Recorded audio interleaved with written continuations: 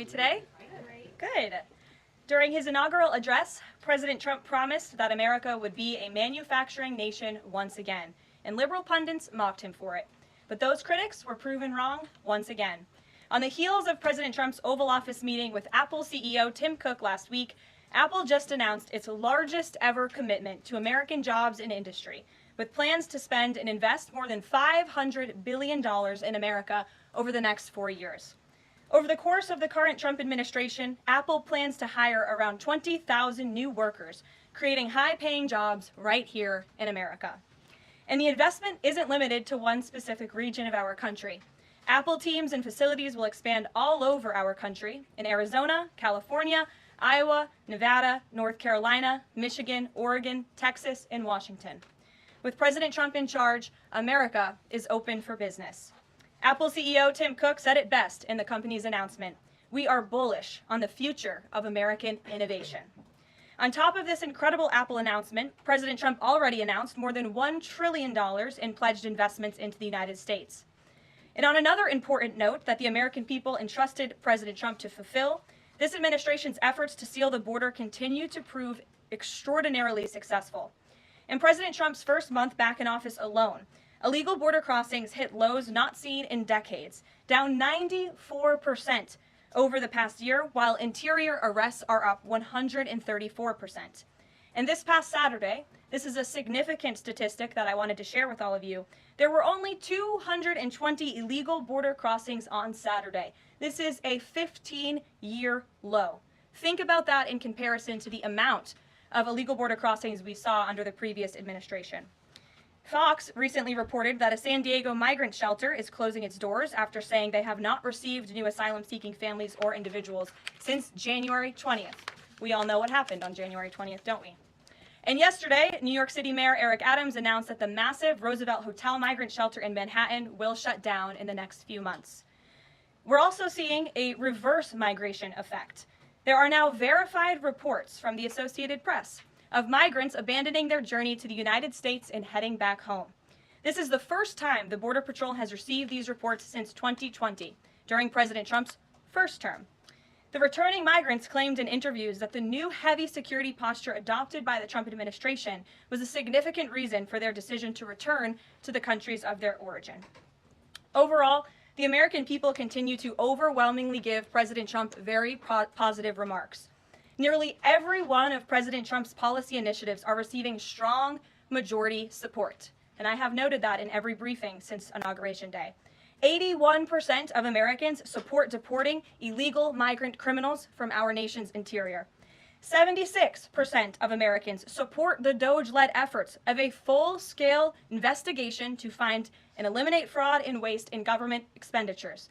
Again, this is from a Harvard-Harris poll, a very legitimate pollster. 76% of Americans support closing the border. 69% of Americans support President Trump's common-sense efforts to ban men from women's sports. As you all know, we celebrated that executive order at the White House a couple of weeks ago. 65% of Americans support the president's efforts to eliminate all preferences by race in the hiring and awarding of government contracts, which is another pledge that DOGE is working hard to fulfill. And 61% of Americans, vast majority, support the president's plan for reciprocal tariffs to ensure that other countries are treating us the way we have always been treated. Despite what many Democrats and media members want you to believe, the Trump agenda is not only necessary, but it is overwhelmingly popular. Why? Because it's driven by common sense. And finally, as you all saw yesterday, a federal judge denied the Associated Press's emergency motion for a temporary restraining order against myself, our Deputy Chief of Staff Taylor Budowich, and our Chief of Staff Susie Wiles for our decision to remove the Associated Press from the White House press pool for certain and special events. The judge's ruling, upholding our decision to deny the Associated Press such privileged access, reinforces the truth. And it reiterates what I said from this podium last week when that suit was filed. Asking the President of the United States questions in limited spaces such as the Oval Office and Air Force One is a privilege that unfortunately has only been granted to a few. It is not a legal right for all. The Trump administration has already proven to be the most transparent ever, and this president the most accessible in history. This is evidenced by President Trump's daily press conferences in the Oval Office, where he takes many questions from the journalists who have the honor and privilege of standing before the beautiful Resolute desk. The President and this entire White House are committed to ensuring the American people continue to receive this same level of historic transparency, access, and visibility. In fact, we want to double down and give even greater access to the American people. We want more outlets and new outlets to have a chance to take part in the press pool, to cover this administration's unprecedented achievements up close, front and center. As you all know, for decades, a group of DC-based journalists, the White House Correspondents Association, has long dictated which journalists get to ask questions of the President of the United States in these most intimate spaces. Not anymore. I am proud to announce that we are going to give the power back to the people who read your papers, who watch your television shows, and who listen to your radio stations. Moving forward, the White House press pool will be determined by the White House press team. Legacy outlets who have participated in the press pool for decades will still be allowed to join, fear not, but we will also be offering the privilege to well-deserving outlets who have never been allowed to share in this awesome responsibility. Just like we added a new media seat in this briefing room, legacy media outlets who have been here for years will still participate in the pool, but new voices are going to be welcomed in as well. As part of these changes, we will continue the rotation amongst the 5 major television networks to ensure the President's remarks are heard far and wide around this world. We will add additional streaming services which reach different audiences than traditional cable and broadcast. This is the ever-changing landscape of the media in the United States today. We will continue to rotate a print pooler who has the great responsibility of quickly transcribing the President's remarks and disseminating them to the rest of the world. And we will add outlets to the print pool rotation who have long been denied the privilege to partake in this experience, but are committed to covering this White House beat. We will continue to rotate a radio pooler and add other radio hosts who have been denied access, especially local radio hosts who serve as the heartbeat of our country. And we will add additional outlets and reporters who are well suited to cover the news of the day and ask substantive questions of the President of the United States, depending on the news he is making on that given day.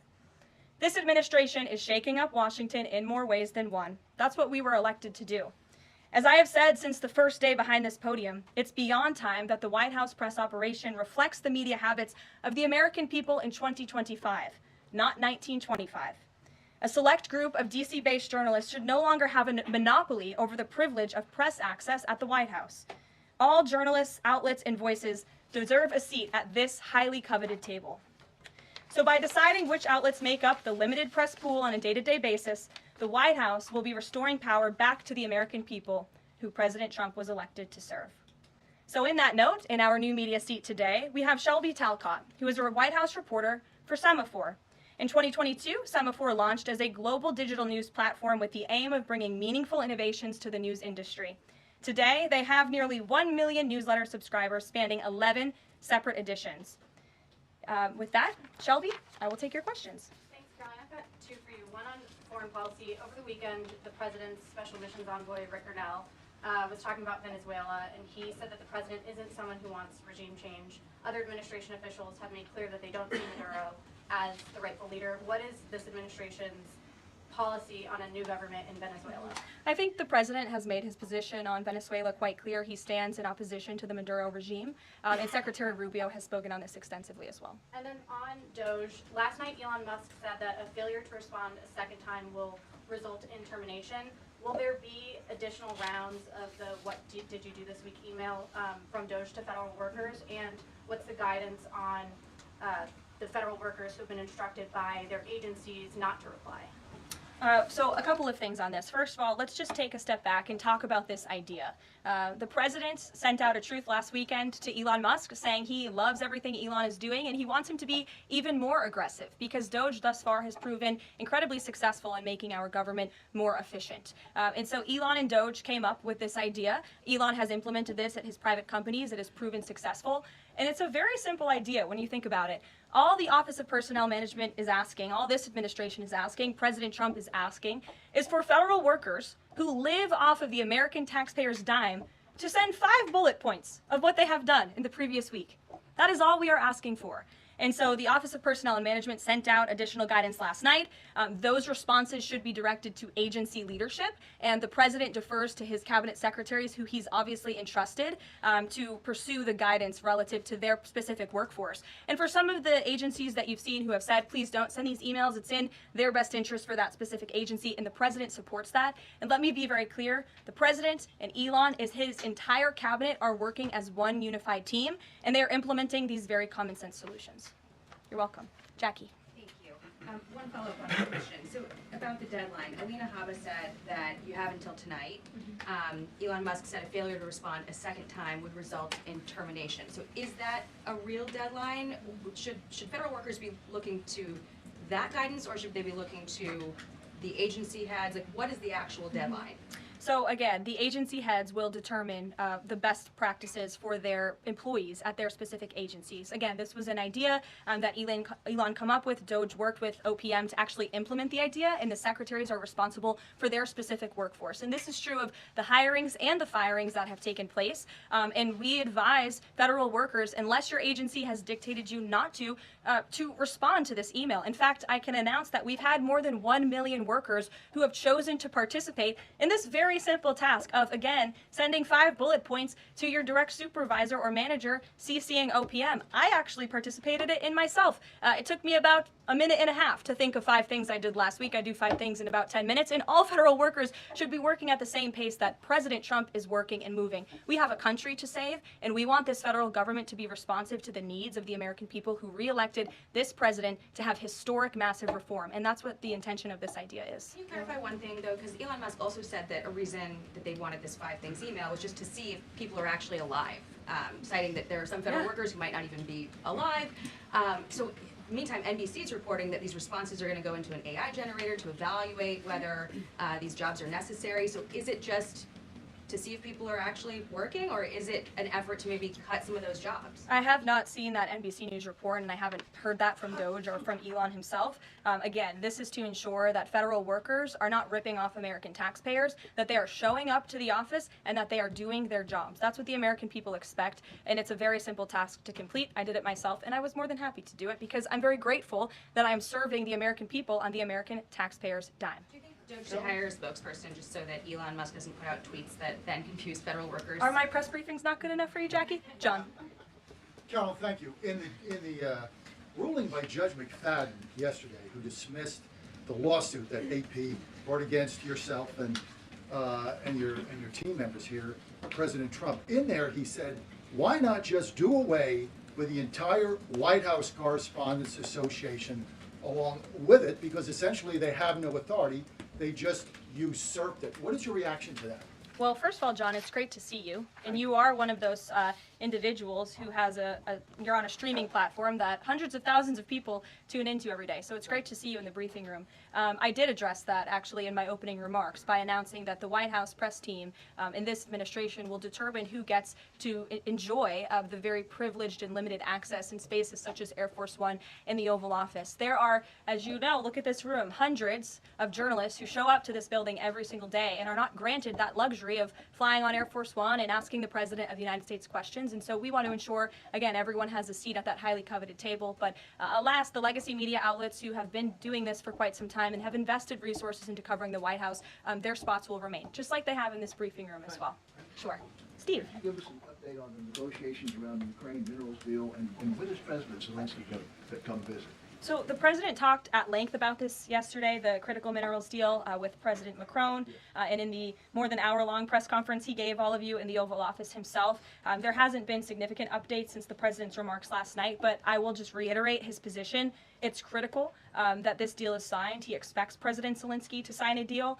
This is to recoup American tax dollars that have been funding Ukraine's national defense. And it's also great for the Ukrainian people who have been put through hell because of this war. And it will create a lasting economic partnership as Ukraine will need to rebuild their country because of this brutal war. And just to follow, Is Steve Witkoff delayed his trip to the Middle East so he can concentrate on this minerals deal? I don't want to comment on Mr. Witkoff's travel plans or read anything out just for obvious reasons, but he, remains very much working. That man is working around the clock to secure this deal with Russia and Ukraine alongside Secretary Rubio and Secretary Bessent, General Keith Kellogg. He's also working very hard to secure a peace deal in the Middle East as well. So God bless him, and he's working alongside the president every single day. Sure. Thanks, Caroline. The president's executive order creating DOGE called for the naming of a DOGE administrator. Who is the DOGE administrator? So the president tasked Elon Musk to oversee the DOGE effort. There are career officials and there are political appointees who are helping run DOGE on a day-to-day basis. There are also individuals who have onboarded as political appointees at every agency across the board to work alongside President Trump's cabinet to find and identify waste, fraud, and abuse. And they are working on that effort every day. So is Elon Reagan. Musk the administrator? Reagan. Thanks, Caroline. I have two for you today, one on the border wall and one on the DHS investigation. Sure. First on the border wall construction has restarted in Texas and California under contracts awarded under Trump's first term. Is the president looking to secure new contracts, and how is he defining success in terms of border wall construction this administration? The border wall is a signature promise of President Trump's campaign. He talked about it way back in 2015 and 2016, and people laughed at him for bringing up this idea. It's proven to be not only an idea that he delivered on in his first term and continues to deliver on in his second term, but it's also proven to be highly effective. In fact, we know where there were parts of President Trump's border wall built and standing under the previous administration, illegal border crossings dropped 87% where there was a border wall. So the wall is an incredible deterrent factor for illegal migrant caravans. The president is committed to the continuation of the construction of the wall. The previous administration actually sold off the resources that the Trump administration secured to build the wall. And that's an egregious misuse of the American taxpayers' money. They just let those resources rot on the southern border. They actually sold them for pennies on the dollar. So this administration, DHS and ICE and Customs and Border Patrol and Tom Homan and all of the great people who are working on this effort are committed to continuing the construction of President Trump's border wall. DHS investigation into people who might be leaking within the administration. Will the White House release the names of the individuals that DHS Secretary Noem said were caught leaking details of the ICE raid? And can you share how many leakers have been caught so far and what agency they were a part of? I would defer you to DHS on the leakers that they have identified, but I know the president and this White House commend Secretary Noem for launching an internal investigation to identify those leakers because it's unacceptable for career bureaucrats who are standing in the way of the will of the American people and enacting President Trump's agenda. If they don't want to adhere to the will of the 77 million Americans who reelected President Trump, then they should go find another job. And if they continue to leak information, especially information that is critical to protecting Border Patrol agents and ICE agents who are out there doing jobs that not many people are willing to do, putting their lives on the line to protect our national security, then those individuals absolutely should be fired. And this administration is committed to finding them. Sure. Caroline, two questions for you. One related to Guantanamo Bay, the other to the White House Correspondents' Dinner. I wanted to get your response to some Washington Post reporting of the migrants who stayed over at Guantanamo Bay for the last 2 weeks. They told the Post they were rarely let outside. They were shackled and placed in what they described as cages and alleged that they were not treated as human beings. Does the White House have any response to those conditions? At Guantanamo Bay? It's a promise the president campaigned on, that if you invade our nation's borders, if you break our country's laws, and if then you further commit heinous, brutal crimes in the interior of our country, like raping and murdering innocent, law-abiding women and girls, and committing heinous acts of violence, then you are going to be deported from this country, and you may be held at Guantanamo Bay. These are criminals we are talking about. Don't forget that. Sure. So U.S. consumer confidence fell this month the most since August of 2021. What is your message for Americans who are concerned about the impact of things such as tariffs on prices? Yeah, sure. Well, thank you for that question. It's obviously an important one. The president campaigned on reigniting the Trump economy and fixing the mess that was created by the previous administration. We know they created an economic and an inflation nightmare for the American people, and I'm not going to stand up here and lie to you like my predecessor did about the state of our economy. We understand there are people that are hurting, and this administration is wholeheartedly committed to ensuring that those individuals see relief in price reductions and tax cuts and in less regulations that are are burdensome on their household and their businesses. And the president and this entire administration are focused on that every day. I can go through the very long list of economic actions this president has taken. I know you work for Bloomberg, so I'm sure you're well aware of them, but I can assure the American people that the president is very much focused on bringing down the cost of living crisis in this country that was created by the previous administration. Just have a quick follow-up. Sure. Is the president planning on whipping any votes for support for the House budget vote? And if so, to whom is he making calls? I'm not aware of any calls that he has made. I did talk to the president about his position on this just before coming down here, and he said that he's made it very clear to the Hill what his priorities for a budget are. He said it to the Speaker of the House. He said it to Leader Thune. The Senate and the House know what President Trump wants and know what the American people want. And so he expects Congress to get it done. He's looking at the proposal from the House. He will also be looking at the proposal that I believe the Senate is drafting up as well. Sure. Thank you, Caroline. I have two questions. Does the United States, I'm sorry.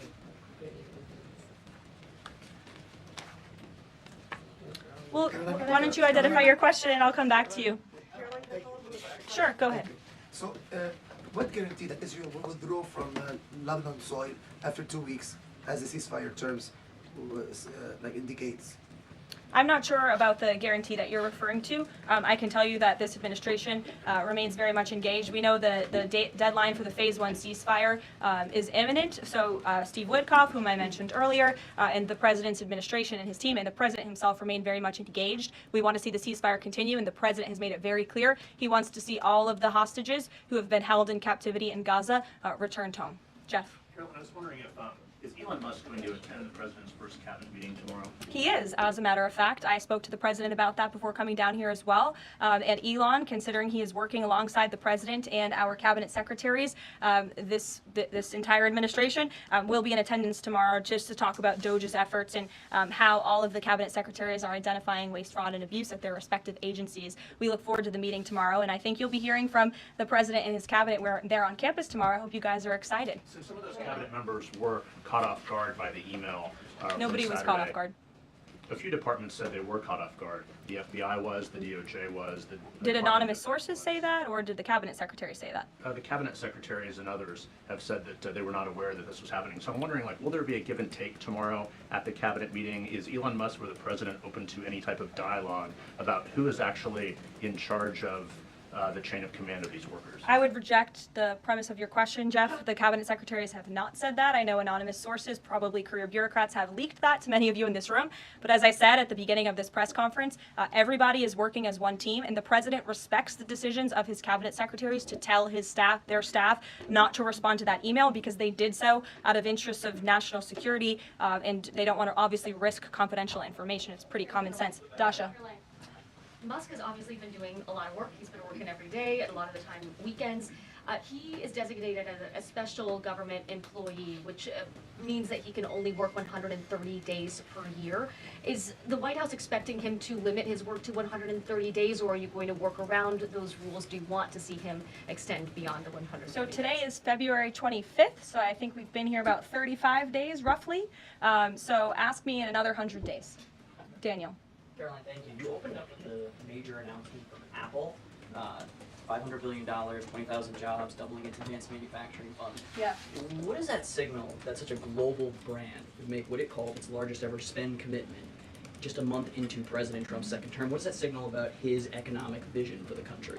President Trump is a deal maker, and he has restored confidence in business leaders around this entire world. Apple is one of the largest companies on the face of the planet. They employ hundreds of thousands of Americans, but the president wants to see more Americans employed, more investments here in the United States of America. And this is another fulfillment of the president's campaign promises. I recall President Trump at his rallies on the campaign telling the world that if and when I am elected, America is going to be back, and we want your investments to be driven onshore. We want you to hire American workers, and you will have the lowest regulatory burden, the lowest tax cuts, and the president has already proven he's committed to slashing regulation. He's counting on Congress to implement those tax cuts, and so people are encouraged by the president's, again, as Tim Cook called it, they're bullish about American innovation because of the leadership of this president, and it's a stark contrast to the leadership of the previous administration, Joe Biden, who I don't think spent any time trying to recruit any investments or jobs here at home.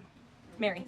We're hearing from some Republicans who are voicing concerns about how these cuts are being carried out. Congressman McCormick, a Republican from Georgia, tells us he's worried it's too rapid for real people to adapt to. And he says he's concerned that it could come off as discompassionate, in his words, that it could risk undercutting the strong message that he feels you're trying to send about the need to cut government waste. Well, I think that was one comment from one senator, and I think, as I cited in my opening remarks in the poll, the most important people are the American people, and 77% of Americans at home support a full investigation into the waste, fraud, and abuse that the federal government has been spending their tax dollars on. So that's the people the president cares about most, and that's why we're fulfilling this pledge. And again, it should come as no secret to anybody. The president campaigned on doing this. Actually, the president yesterday said if you don't respond to this email, you will be fired or semi-fired. What does he mean by that? Again, I've been asked to answer this question 3 times now. It is Semi-fired.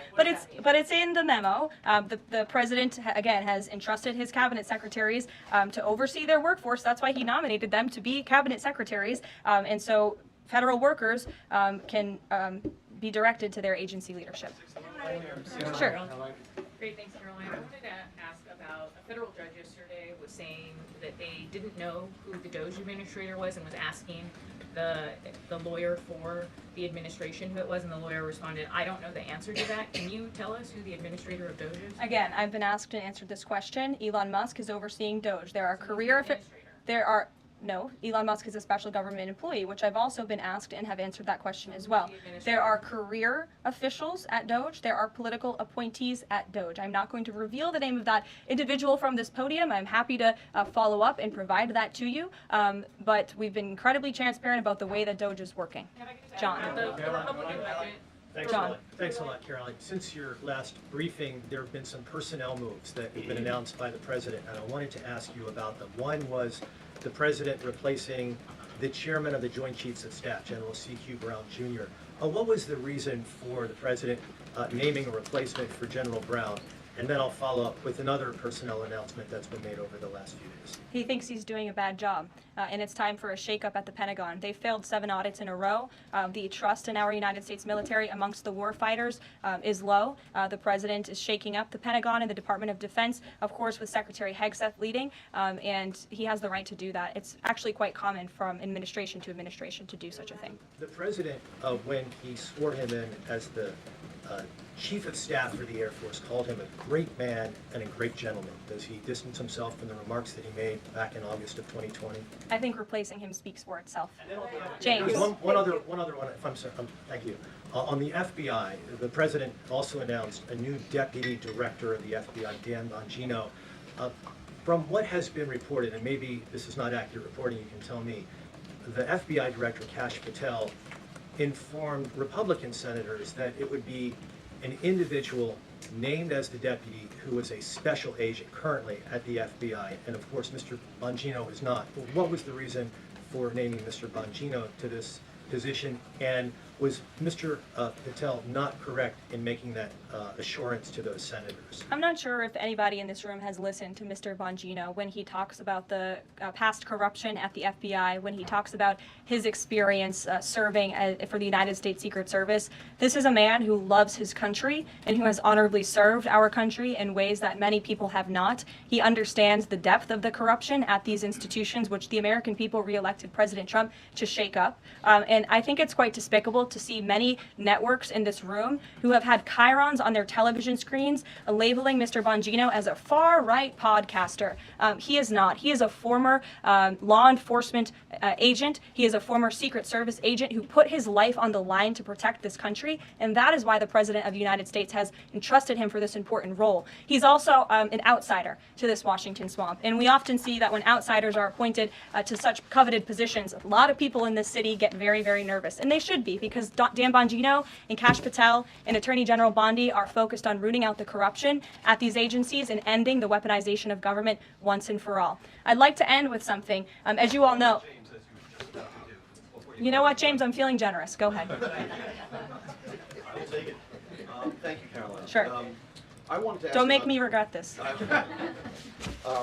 wanted to ask about the Macron visit and the Russia-Ukraine talks in general. Sure. It's pretty clear to my eye that President Macron was performing a kind of delicate dance, lavishing praise on the president while seeking in his own remarks to try to bind President Trump to positions and even specific language that the president has not committed to heretofore.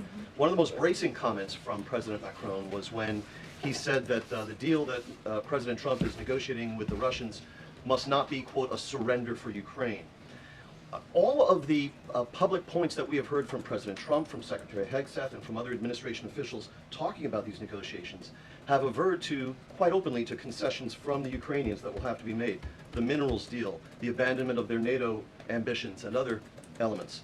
So far, we have not heard any administration official suggest a single concession that the Russians should be prepared to make. And so I wonder if you could assure us, at a minimum, that this negotiation process will not be as one-sided as the Europeans seem to think it is, that in fact, President Putin will also be made to engage in some concessions to reach this deal.